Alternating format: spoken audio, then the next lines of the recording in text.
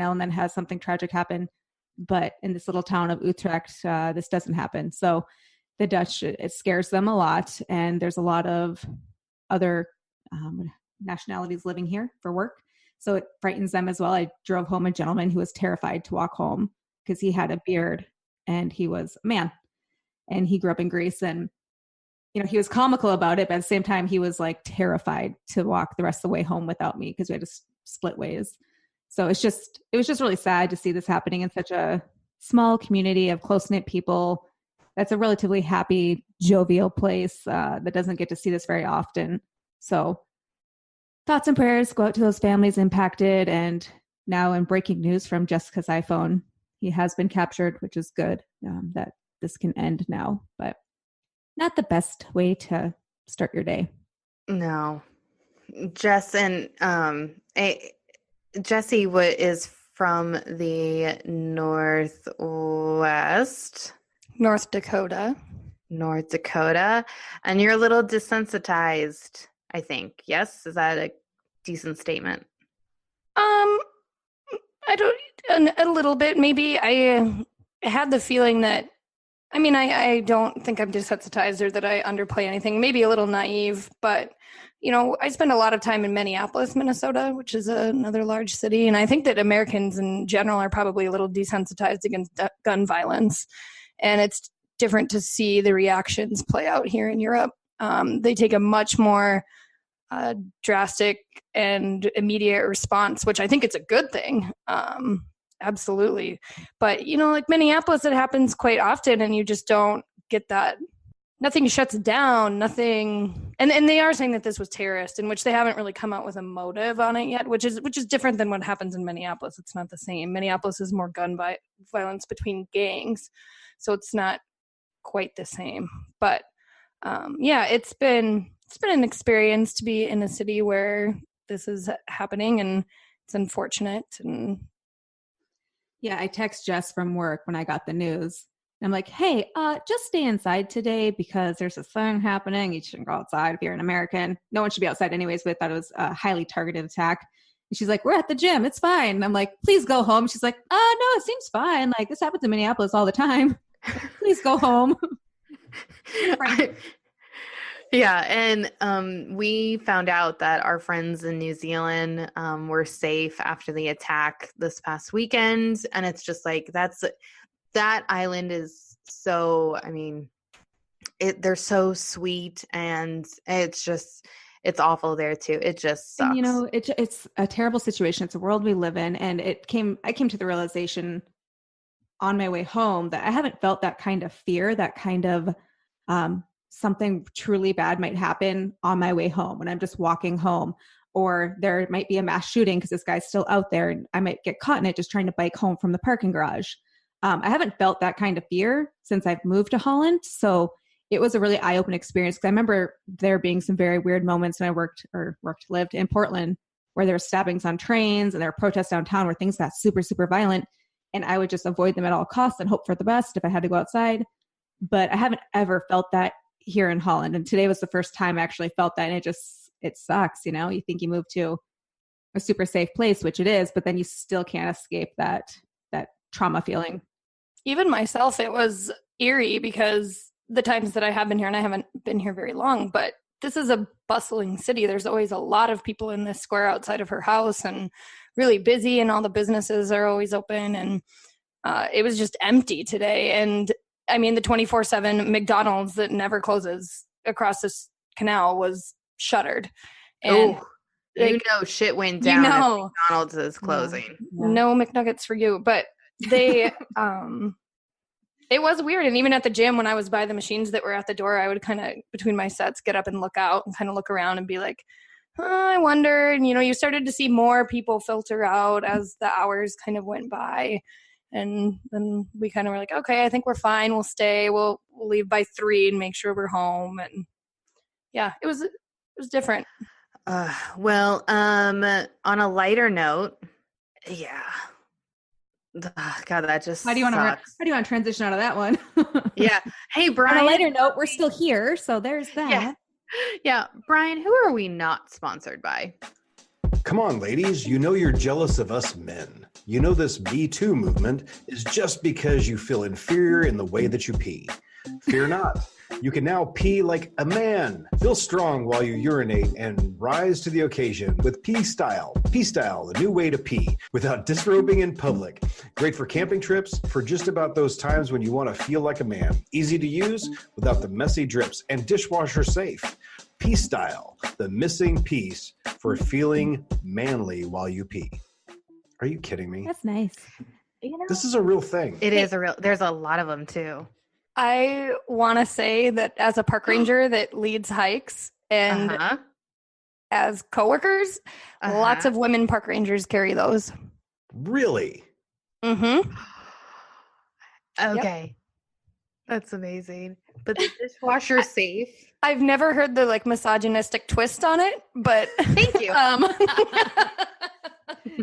That's what we do here. It got weird. We make shit weird. When you say it like that, it's like, yeah, but no, yeah, it's a thing. Do you have one? I personally do not. Would you like one? No, I'm perfectly fine. Just I'm sure we can get this sent to us for free. Yeah. Oh, I would test it for you guys. She'll be our tester. I can't Does your wait. camper have a dishwasher? I'm not putting that thing in my dishwasher after. Thank you. Thank you. Yeah, it took a while to get around to that, Jenny. Jenny's super excited that somebody finally got that. Why the hell would you dishwash this? Does it say dishwasher safe? Yeah, it does. One of the greatest things about being a man is being able to pee whenever you want in seconds. Like literally 2 seconds, I could be peeing. I could be peeing right now. You wouldn't even know it. It's true. I wouldn't. It's super, super convenient. I had a girlfriend that was super wasted and she was like, I'm just going to pee right here. I can do it. And I'm like, you need to work on your angle. It was a balcony and she was going to pee off the balcony. And I was like, if you're going to, I mean, you don't have a shot the way you think you're going to do it. If anything, you've got to like bend over and angle it. And even then I think you're still going to hear like splatter. And she's like, I got this. And pulled her pants down, pressed it against the balcony, and it just went all in front of her. And I'm like, yeah, that's physics, sweetheart. Like, I don't know what to do to help you. But it froze that night, and the next morning it was icy. Ice pea puddles. Growing up in North Dakota, I'm sure you've seen a few of those. Right? You've seen those. We had to have. Do we have time for a pee story? Do you have time for a pee story? Yes. Okay. My best friend Ben has a pontoon, and we were out. I'm your best friend. Just want to clear that up. Yeah, in Fargo. Okay. That's fine. Yeah, at his lake, he has a pontoon, and of course, when you're out drinking on the boat, it's like 2 a.m, and you gotta pee. You have to find a way to pee. So you either jump in the lake or you stop at a bar, but that wasn't an option at this time of night. And I think it was September, so the water would have been really cold.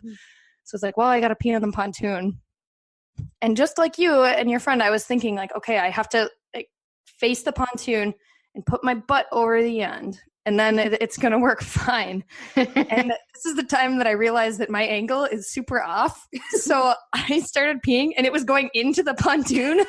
And he's screaming at me from the pontoon. He's like, you have to turn around. Yeah, Ben is a gay man, and Ben and Josh. And he just starts laughing. So I was actually one of those people that had to turn around and like go off the boat into the water. Into the water. To the boat. Yeah. Who knew? But no pea icicles. Not done. Not cold enough to freeze yet. No. We have a problem. Whatever. All right, Jessie, we are going to get into how you know Cassie, how long you've known her. Like, tell us all of the details. Cassie and I met in either the end of 7th grade or the very beginning of 8th grade. And it was through Morgan, I think. A mutual friend. Yeah, mutual friend. They were in dance together, and I had dancers. Yep, I had grown up with Morgan as a neighbor, so it's been a long time Since we're about 13. 15 to 17 years. Yeah, so quite a while. Went through high school together, went through college together. We had our moments where we weren't super connected, and then we just reconnect and kind of back and forth depending on who's living where and who's doing what. But had some pretty epic adventures together over the years, especially in the post-college years. Some pretty epic things have happened.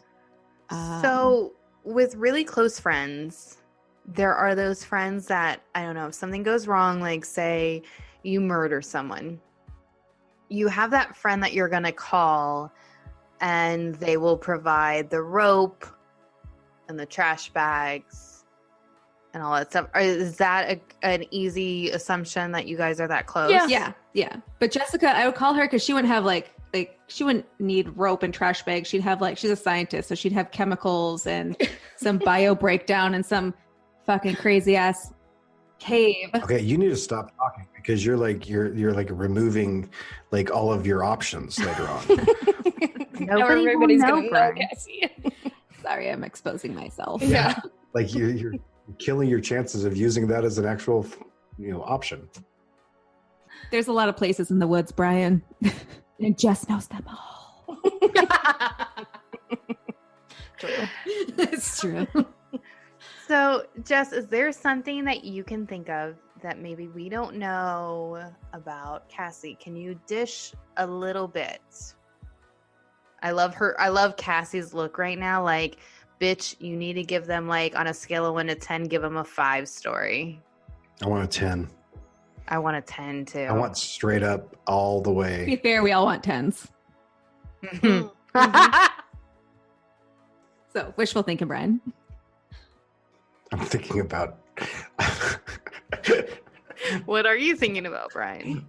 Is his name Mr. Selleck? It was Tom. Tom came into my mind. Tom's back. Tom's back. He was wound down. God, that memory. He's back. You got anything, Jess? Not really. I know you taught me how to put my eyeliner on. That's And- not that crazy. I know, but it's not crazy. But I'm just trying to think way back to the day. We went to California. We did some Yeah. shit there, but You're always the bad influencer. I can say that. it doesn't sound like me at all. Here, have this pill. Have this joint. Oh, wow. Rooms. You can't do a podcast without drinking. It's always Cassie. You're gonna love it. It's so much fun. I would say she has a shopping and spending addiction that she probably Yep. doesn't acknowledge. I acknowledge it. Okay, well, if you acknowledge Jenny, it, yeah. do I acknowledge Yeah. it? Mm-hmm. I have the pictures. See, you're an open person. It's hard to find something. I know. You know all my dirty things. Yeah. Okay. Well, if you think of something, we're going to break this into 2 probably episodes, or we'll get you guys when you get back from Prague and the Alps. So if you think of something, something deep, dark, and twisted, let us know. Or intentionally create something while you're in the Alps that we could talk about. We can work on Go that. go after somebody. I don't know. Maybe a small village. Just walk into a small village, be like, "We're here, bitches." Okay, we'll see what we can do. All right. So this episode, we're going to be talking a little bit about some of our psycho encounters. Maybe we dated someone briefly, or maybe long term that we're lucky we made it out alive. So, Cass, do you have someone specific that comes to mind when you're thinking about these? For my own personal experience, I don't have anyone that went truly psycho on me, but I have guys that become ridiculously obsessed and just don't know what no means. We've had those. I know we've all had those. Those moments are uncomfortable and terrible, and there's a party that feels bad, and there's a party that just wants the guy to get the fuck off your back. It's worse when you work in service industry, like in the bars where they can find you because they know where you work every Thursday through Saturday and can request drinks from you if they sit in the right section, things in that nature. So I've had a few clingers in that era, but I haven't actually dated a psycho yet. She says Okay. with a light heart yet. Hopefully never. I don't know that mustache. I think the mustache, yeah, maybe the mustache is psychotic. It's making me psychotic. I'm going to do some brass shit soon. I had a guy, I was on a work contract, and I met him. He seemed like a nice enough guy retired military, which